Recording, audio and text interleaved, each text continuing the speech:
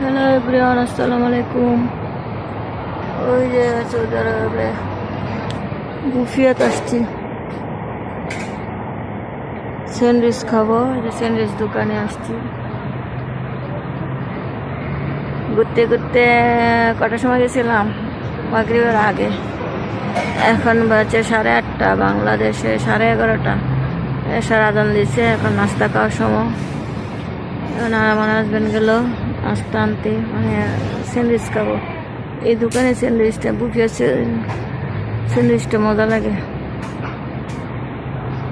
এই যে স্যান্ডউইচ, এখন তো দেখা যায় না, খাওয়া যাবে না মুখ খুললে মানুষ।